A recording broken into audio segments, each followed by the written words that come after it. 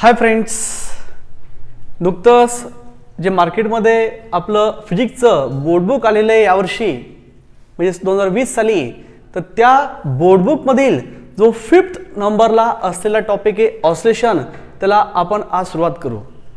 तर पहा, आपण चॅप्टर नंबर 5 ला सुरुवात करतोय. नाव आहे ऑसिलेशन आणि त्या चॅप्टरमध्ये पहिलाच पॉईंट आपण पाहू की ऑसिलेटरी मोशन काय असतं किंवा त्याचे एक्झाम्पल्स कुठले. तर पहा, ऑसिलेटरी मोशनची डेफिनेशन खूप सोपी आहे. ऑसिलेटरी मोशन ही एक पिरियडिक मोशन आहे. ऑसिलेटरी मोशन ही एक पिरियडिक मोशन आहे की ज्यामध्ये कुठली body he to and fro होते, म्हणजेच मागे पुढे किंवा अप अँड डाऊन, वर खाली, अबाउट एका फिक्स पोझिशन भोवती, की ज्या फिक्स पोझिशनला तुम्ही म्हणू शकता बॉडीची मेन पोझिशन किंवा ओरिजिनल पोझिशन. तर पहा, डेफिनेशन खूप सोपी आहे. Oscillatory motion is a periodic motion in which body moves to and fro or up and down about a fixed position, that is about main position or original position. तर पहा, असे to and फ्रो किंवा up and down motion दाखवेल असे बरेच example आपल्या surrounding मध्ये पाहायला मिळतात. So in our everyday life we come across various examples of oscillatory motion. तर त्यामध्ये मी तुम्हाला पहिले एक्झाम्पल देऊ इच्छितो, रॉकिंग ऑफ क्रॅडल. पहा, तुम्ही लहान मुलांचा पाळणा पाहिलाय. जर हा पाळणा कुठल्याही प्रकारे मोशनमध्ये नसेल, रिमेन्स असेल रेस्ट, तर तो असतो आपल्या मेन पोझिशनला. परंतु जर हा पाळणा तुम्ही डिस्प्लेस केला, धरला, ओढला आणि सोडला, तर तो स्विंग होणार. म्हणजेच काय होईल नेमकं, जर तो हलणार नाही तर मीनला आहे. जर तुम्ही इथपर्यंत आणता, यापुढे त्याला नेऊ शकत नाही, म्हणजेच ही झाली शेवटची पोझिशन आणि शेवटच्या पोझिशनला म्हणतात एक्स्ट्रीम पोझिशन. जर या पोझिशनला पाळणा सोडला तर तो वापस येतो आपल्या मेन पोझिशनला. परंतु पाळणा इथं आल्यानंतर थांबणार का? नाही थांबणार. त्याला वेग आलेला आहे, तो त्या वेगामुळे अजून पुढे जातो, नवीन एक्स्ट्रीम पोझिशन घेतो या साईडची.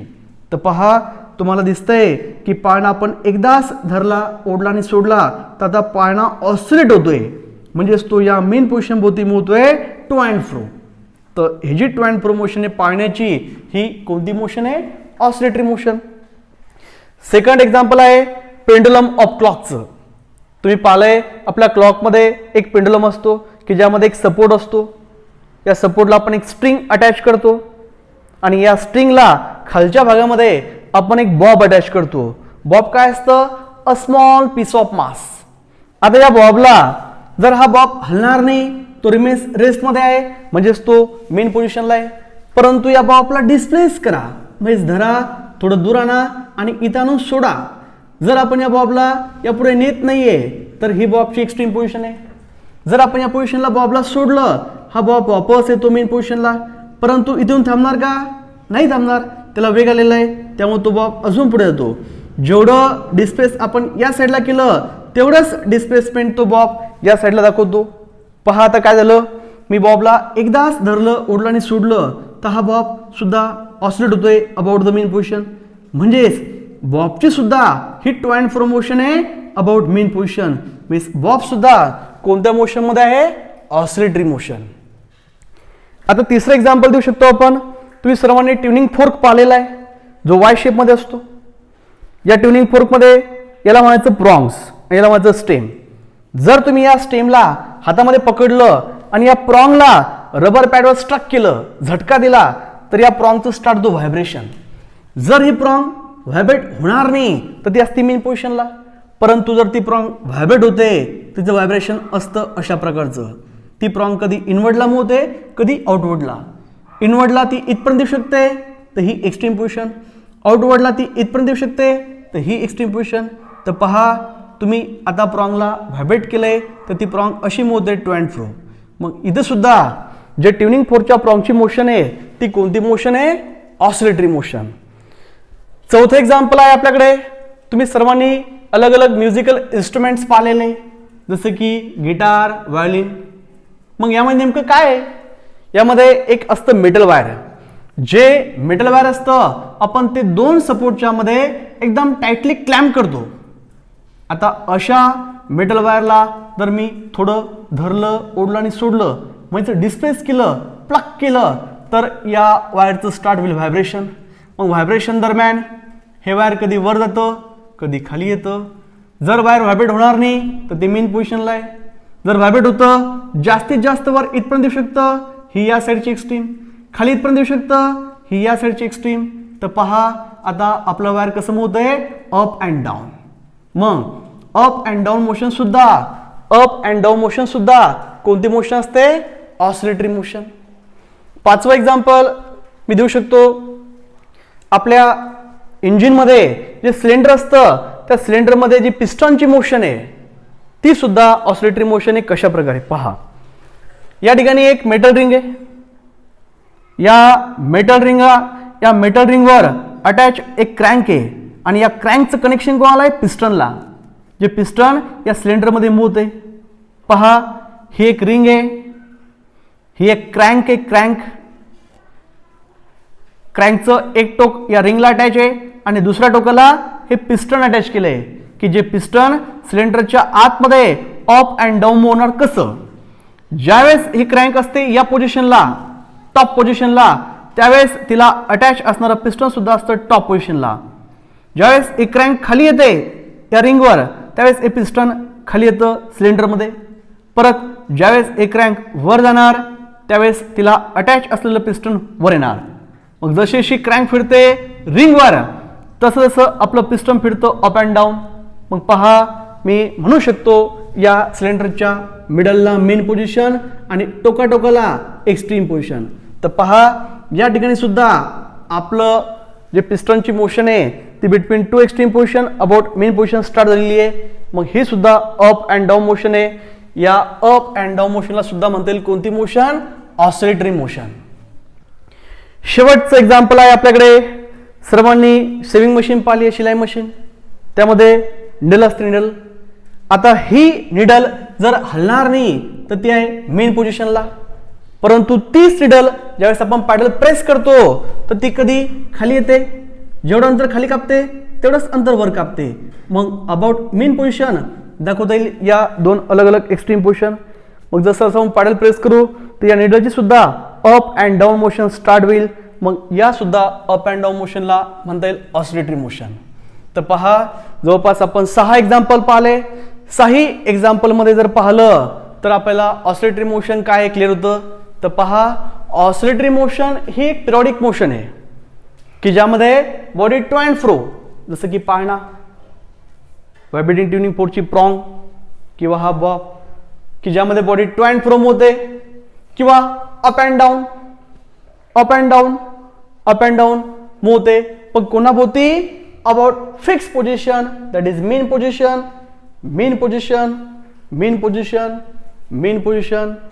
किंवा ही मेन पोझिशन. तर सर्व एक्झाम्पलकडे जर तुम्ही पाहिलं तर तुमच्या लक्षात येईल की ऑसिलेटरी मोशन म्हणजे नेमकं काय असतं. सेंटरला असतं एक मेन पोझिशन आणि मेन पोझिशन त्या दोन्ही साईडला असतात एक्स्ट्रीम पोझिशन.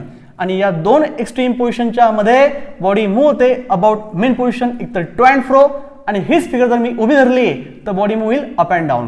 तर थोडक्यात आपण पहिला पॉईंट पाहतोय आणि तो पाहिलाय ऑसिलेटरी मोशन आणि एक्झाम्पल. नुकतंच आपण ऑसिलेटरी मोशन आणि ऑसिलेटरी मोशनचे एक्झाम्पल पाहिले आणि त्यामुळे आपण म्हटलं की ऑसिलेटरी मोशन हे एक पिरियडिक मोशन आहे. मग नेमकं पिरियडिक मोशन काय असतं. तर पहा पिरियडिक मोशन अशा बॉडीच्या मोशनला म्हणता येतं की ज्या बॉडीची मोशन आपल्याला पुन्हा पुन्हा पाहायला भेटते एकाच मार्गावर ठरलेल्या वेळेनंतर. तर डेफिनेशन अशी होईल a motion which repeats itself after equal interval of time is called as periodic motion. तर पहा आपल्या सराउंडिंग मध्ये अशा बऱ्याच मोशन आहेत की ज्या पिरियडिक मोशन आपल्याला म्हणता येतात. तर आपली जी पिरियडिक मोशन आहे ती आपण 2 पार्टमध्ये डिवाइड करतो. पहिला पार्ट म्हणजे रोटेशनल पिरियडिक मोशन आणि दुसरा पार्ट म्हणजे व्हायब्रेशनल पिरियडिक मोशन. मग आता पहिला पार्ट पाहू आपण रोटेशनल पिरियडिक मोशन. तर ही मोशन एक्सप्लेन करताना मी तुम्हाला एक एक्झाम्पल देतो. पहा या ठिकाणी सेंटरला सन आहे आणि या सन भोवती सर्क्युलर ऑर्बिटमध्ये फिरणारी ही आपली अर्थ आहे. जर अर्थची मोशन या ठिकाणी स्टार्ट झाली तर बरोबर अर्थ सूर्याभोवती फिरते विथ कॉन्स्टंट अँग्युलर स्पीड. तर पहा अर्थ सूर्याभोवती फिरणार म्हणजे परफॉर्म करणार आपली रोटेशनल मोशन, ती जाते आणि वापस त्या ठिकाणी येते तेव्हा पूर्ण होतं एक रिव्हॉल्युशन. आणि एक रिव्हॉल्युशन पूर्ण करायला अर्थला जो कालावधी लागतो तो ठरला 1 वर्ष. मग पहा अर्थ जाते वापस येते, वेळ घेते 1 वर्ष. मग अर्थ थांबली का? नाही थांबली, ती परत गेली, परत आली, परत ब्रेक घेतला, ना कमी ना जास्त, बरोबर एवढाच 1 वर्ष. मग मला सांगा या ठिकाणी जी अर्थची मोशन आहे ती पुन्हा पुन्हा पाहायला भेटते आणि पुन्हा पुन्हा पाहायला भेटते ठराविक वेळेनंतर. मग ही पिरियडिक मोशन आहे, पण कोणत्या प्रकारची? Rotational periodic motion. तर पहा रोटेशनल पिरियडिक मोशनची डेफिनेशन काय आहे? अशी रोटेशनल मोशन बॉडीची की ज्यामध्ये बॉडी स्वतःची मोशन पुन्हा पुन्हा दाखवते एका ठराविक अँग्युलर स्पीडनं, मग तिला म्हणता येईल रोटेशनल पिरियडिक मोशन.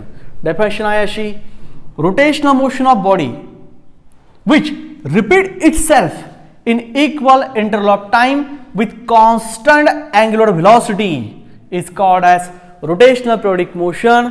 आणि अशा रोटेशनल पिरियडिक मोशनचे 2 एक्झाम्पल तुम्हाला देऊ शकतो. त्यामध्ये पहिलं एक्झाम्पल आहे motion of earth around the sun, दुसरं सिमिलर एक्झाम्पल आहे motion of moon around the earth. दिसते तुम्हाला, मी दाखवले या ठिकाणी. अर्थ सूर्याभोवती फिरते, एक फेरी पूर्ण करते, वेळ ठरलेली आहे. तसंच मून सुद्धा अर्थभोवती फिरतो, वेळ ठरलेली आहे. तर ही होती आपली रोटेशनल पिरियडिक मोशन. आता दुसरा जो प्रकार आहे तो आहे व्हायब्रेशनल पिरियडिक मोशन. तर पहा लक्षात ठेवा, आत्ताच या अगोदर आपण जी ऑसिलेटरी मोशन शिकलो त्या ऑसिलेटरी मोशनला और मध्ये म्हणता येतं व्हायब्रेटरी मोशन किंवा व्हायब्रेशनल मोशन. की त्यामध्ये नेमकं काय झालं? त्यामध्ये एक्झाम्पल आहे रॉकिंग ऑफ क्रॅडल. त्यामध्ये पाहिलं आपण, हा पाळणा धरला, डिस्प्लेस केला आणि सोडला, तो जाणार आणि वापस येणार तेव्हा पूर्ण होतं ऑसिलेशन. ज्या प्रकारे इथं पूर्ण होतं रिव्हॉल्युशन, त्याच प्रकारे इथं पूर्ण होतं ऑसिलेशन. मग पहा, जर हा पाळणा इथला सुटला, तो गेला आणि वापस आला तर वेळ घेतो सपोज 2 सेकंद. तर हा पाळणा जाऊन वापस आल्यावर थांबतो का? नाही थांबत, तो परत जातो, परत येतो, परत जातो, परत येतो. मग पहा या पाळण्यानं आपली मोशन रिपीट ठेवलेली आहे आणि प्रत्येक वेळेस तो वेळ घेणारा किती? 2 सेकंद. मग इथं आपल्याला सांगता येईल की या पाळण्याची ही जी मेन पोझिशन आहे याभोवती तो पाळणा टू अँड फ्रोम होतोय आणि पुन्हा पुन्हा आपली मोशन दाखवतो एका ठराविक वेळेमध्ये. तर अशा मोशनला म्हणता येईल व्हायब्रेशनल पिरियडिक मोशन. तर पहा व्हायब्रेशनल पिरियडिक मोशनची डेफिनेशन खूप सोपी आहे. अशी व्हायब्रेटरी मोशन की ज्यामध्ये पार्टिकल आपली स्वतःची मोशन पुन्हा पुन्हा दाखवतो एकाच मार्गावर about mean position to and fro, तिला म्हणता येईल व्हायब्रेशनल पिरियडिक मोशन. तर डेफिनेशन खूप सोपी आहे. Vibratory motion in which a particle repeats its to and fro motion. कोणती motion? To and fro motion along the same path in equal interval of time is called as vibrational periodic motion. आणि अशा vibrational periodic मोशनचे example आपण आधीच पाहिलेले. त्यामध्ये पहिलं example आहे rocking of cradle, दुसरं एक्झाम्पल आहे पेंडुलम ऑफ क्लॉक. पहा दाखवले मी या ठिकाणी, हे आपल्या क्रॅडलचं व्हायब्रेशन आहे किंवा रॉकिंग आहे. दुसरं एक्झाम्पल आहे हा आपला पेंडुलम, त्यामध्ये हा बॉब आहे. तर मी हा धरला, उडला आणि इथं सोडला, हा जाणार वापस येणार. सपोज वेळ किती घेतली? 2 सेकंद. तर तो परत जातो आणि वापस येतो तेवढ्याच वेळेमध्ये. मग पहा प्रत्येक वेळेस जातो येतो, तो वेळ सारखीच लागते. मग ही पण पिरियडिक मोशन आहे, पण ही कोणत्या प्रकारची आहे? अबाउट मेन पोझिशन हा बॉब टू अँड फ्रोम होतोय, म्हणजे ही आहे व्हायब्रेशनल पिरियडिक मोशन. तर पहा ही होती आपली पिरियडिक मोशन आणि त्याचे हे 2 प्रकार. त्या 2 प्रकारची मी प्रत्येकी 2-2 एक्झाम्पल दिलेले आहे. आणि आता एक गोष्ट महत्वाची लक्षात ठेवा की आपली ऑसिलेटरी मोशन म्हणजेच व्हायब्रेटरी मोशन. मग ही ऑसिलेटरी मोशन आणि पिरियडिक मोशन मध्ये काय संबंध आहे? तर एक वाक्य मी या ठिकाणी लिहू शकतो, every oscillatory motion is a periodic motion. Every oscillatory motion is a periodic motion, but every periodic motion need not to be oscillatory motion. याचा अर्थ काय झाला? याचा अर्थ हा झाला की प्रत्येक ऑसिलेटरी मोशन ही पिरियडिक असतेच, पण प्रत्येक पिरियडिक मोशन ऑसिलेटरी नसते किंवा नसू शकते. जसं की पहा अर्थ आपली पिरियडिक मोशन दाखवते. अर्थची मोशन फक्त पिरियडिक म्हणता येईल, हिला ऑसिलेटरी म्हणता आलं असतं किंवा जेव्हा ती जाते आणि परत वापस येते, पण तसं होतं का? नाही, ती फक्त जाते आणि जाते, त्यामुळं अर्थची मोशन फक्त पिरियडिक आहे. इथे पहा, पाळणा जातो आणि वापस येतो, म्हणजे ही ऑसिलेटरी मोशन पण आहे आणि वेळ पण ठरलेली आहे, म्हणजे ती पिरियडिक मोशन पण आहे. म्हणून ऑसिलेटरी मोशन पिरियडिक मोशन आहे, पण पिरियडिक मोशन ऑसिलेटरी नाही आहे. थँक्यू.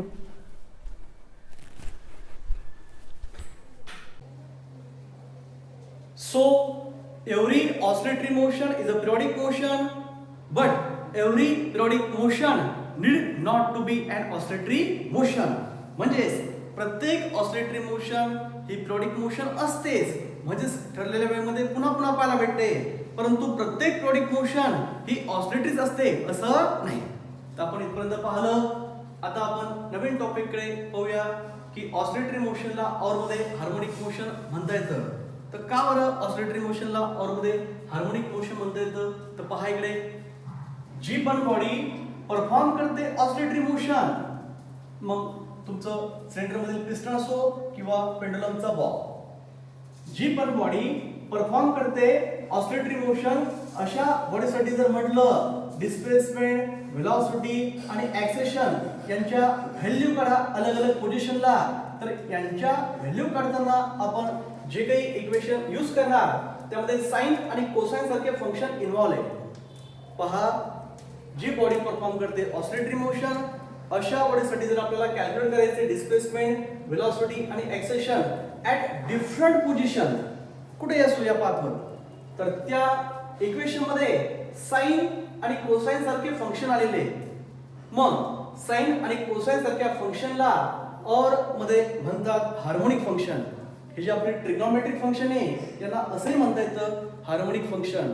मग थोडक्यात पहा, ज्या मोशन मध्ये आपल्याला फॅक्टर काढायचे आहेत ते फॅक्टर डिपेंड आहे कोणावर? हार्मोनिक फंक्शनवर. म्हणून आपण या मोशनला और मध्ये म्हणू शकतो कोणती motion? Harmonic motion. So oscillatory motion is also called as a harmonic motion.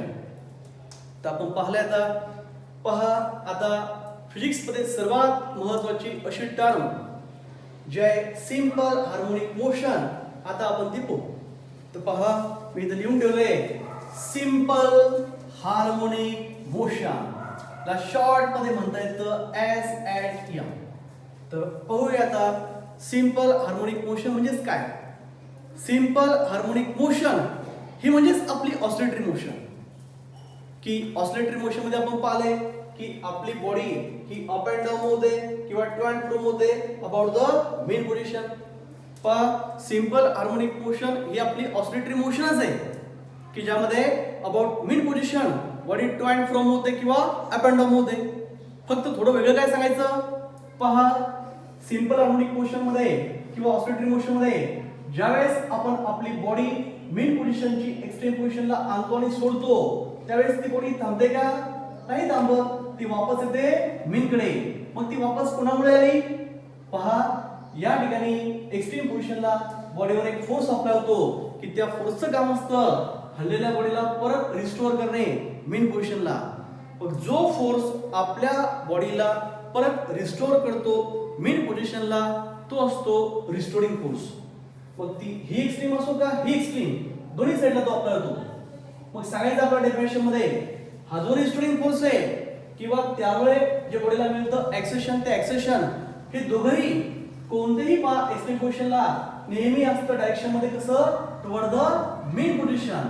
आणि सोबतच जेवढा जास्त वेळ डिस्प्लेसमेंट तेवढा मोठा फोर्स अप्लाय होतो. पहा, सिंपल हार्मोनिक मोशन ही आपली ऑसिलेटरी मोशनच आहे की ज्यामध्ये हा रिस्टोरिंग फोर्स किंवा हे ऍक्सेलेरेशन नेहमी असतं डायरेक्शन मध्ये टुवर्ड द मेन पोझिशन. आणि सोबतच जेवढं वाढेल डिस्प्लेसमेंट तेवढा वाढत चालतो रिस्टोरिंग फोर्स. म्हणजेच फोर्स आपला डिस्प्लेसमेंट सोबत कसा आहे? Directly proportional. दोन्ही गोष्टी या ठिकाणी दिसत आहेत पहा की फोर्स आणि डिस्प्लेसमेंट मध्ये रिलेशन कोणतं आहे? Directly proportional. किंवा फोर्स मुळे काय भेटतं बॉडीला? ऍक्सेलेरेशन. मग ते ऍक्सेलेरेशन आणि डिस्प्लेसमेंट मध्ये सुद्धा रिलेशन कोणतं आहे? Directly proportional. म्हणजेच काय? जेवढं वाढेल डिस्प्लेसमेंट तेवढा वाढत चालतो फोर्स. किंवा जेवढं वाढेल डिस्प्लेसमेंट तेवढं मोठं भेटतं बॉडीला एक्सेशन. पहा परत या इक्वेशन मध्ये मी साइन घेतलंय निगेटिव्ह. तर निगेटिव्ह साइन आपण केव्हा घेतो? ज्यावेळेस एखाद्या इक्वेशन मध्ये दोन वेक्टर असतात एकमेकांना अपोजिट डायरेक्शन मध्ये. कसं पाहिजे? हा जो फोर्स आहे हा टुवर्ड द काय आहे? मीन पोझिशन. पहा टुवर्ड्स द मीन पोझिशन आहे आणि पहा जेवढं आपण बॉडीला दूर नेऊ तेवढं या साइडला म्हणजे अवे फ्रॉम मीन पोझिशन काय वाढतं? डिस्प्लेसमेंट. मग थोडक्यात फोर्स आणि डिस्प्लेसमेंट हे दोघेही एकमेकांचे कसे आहेत? अपोजिट डायरेक्शन मध्ये. मग जेव्हा एकाच इक्वेशन मध्ये दोन वेक्टर एकमेकांना असतात अपोजिंग त्यावेळेस आपण इथं साइन इन्व्हॉल्व करतो निगेटिव्ह. मग ते एक्सेशन असो किंवा फोर्स दोन्ही ठिकाणी साइन मायनस घ्यायचं आहे. तर पहा या रिलेशन मध्ये negative sign indicates that in this relation negative sign indicates that both force and displacement are in opposite direction. तर थोडक्यात तुम्हाला मी सांगतोय सिंपल हार्मोनिक मोशनची definition. Oscillatory motion in which body moves to and fro or up and down about the mean position such that the restoring force or acceleration is always directed toward the mean position and its magnitude is directly proportional to displacement. This displacement measured from the mean position. तर थोडक्यात simple harmonic motion हे आपली oscillatory मोशनच आहे की ज्यामध्ये restoring force असो किंवा एक्सेशन हे नेहमी असतं डायरेक्शन मध्ये टुवर्ड द मीन पोझिशन आणि त्याची जी व्हॅल्यू असते ती डायरेक्टली प्रोपोर्शनल असते डिस्प्लेसमेंट. तर ही होती आपली सिंपल हार्मोनिक मोशन. हे इक्वेशन महत्वाचे आहे ज्यामध्ये क्लिअर होतं फोर्स आणि डिस्प्लेसमेंट एकमेकांना ऑपोजिट पण आहे आणि ते एकमेकांसोबत कसे डायरेक्टली प्रोपोर्शनल. तर पहा ही जी आपली आहे सिंपल हार्मोनिक मोशन हिचे दोन टाइप पडतात. तर आपण तो types of simple harmonic motion नुकतीच जी आपण सिंपल हार्मोनिक मोशन पाहिली तिचा फर्स्ट टाइप आहे linear simple harmonic motion. Second type आहे अँग्युलर सिंपल हार्मोनिक मोशन. तर फर्स्ट टाइप काय असतं? Linear simple harmonic motion. पहा जी बॉडी टू अँड फ्रो किंवा अप अँड डाऊन होते जर अशा बॉडीचा पाथ असेल स्ट्रेट लाईन, जर ऑसिलेटिंग बॉडीचा पाथ मोशनचा असेल स्ट्रेट लाईन तर अशा सिंपल हार्मोनिक मोशनला म्हणता येईल linear simple harmonic motion. For example आहे की हे आपलं असतं सिलेंडर आणि या सिलेंडर मध्ये पिस्टन अप अँड डाऊन होतं. मग पिस्टनची मोशन एका स्ट्रेट पाथवर आहे. मग ही जी सिंपल हार्मोनिक मोशन आहे ही कोणत्या प्रकारची आहे? Linear simple harmonic motion. तर पहा मी डेफिनेशन सांगू शकतो if the path of oscillating body is a straight then this type of simple harmonic motion is called as linear simple harmonic motion. आणि अशा मोशनचं एक्झाम्पल आहे motion of piston in a cylinder of car engine. तर हा होता first type. Second type आहे angular simple harmonic motion. जर oscillating बॉडीचा path असेल कर्व शेप मध्ये, जर ऑसिलेटिंग बॉडीचा पाथ असेल कर्व शेप मध्ये तर अशा बॉडीच्या सिंपल हार्मोनिक मोशनला म्हणता येईल अँग्युलर सिंपल हार्मोनिक मोशन. ज्याचं एक्झाम्पल आहे की जो हा आपला पेंडुलम मधला बॉब आहे जर मी धरला ओढला आणि सोडला तर तो अशा प्रकारचे मोशन परफॉर्म करतो. जर त्याचा पाथ मी ट्रेस केला तर तो पाथ कोणत्या नेचरचा असणार? कर्व. मग जर ऑसिलेटिंग बॉडीचा पाथ असेल कर्व तर ती असते अँग्युलर सिंपल हार्मोनिक मोशन.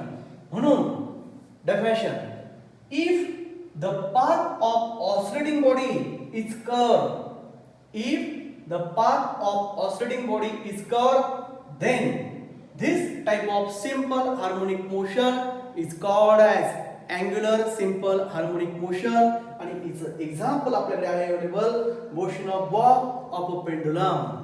तर पहा आपण पाहिलं की ऑसिलेटरी मोशनला असे म्हणता येतं हार्मोनिक मोशन.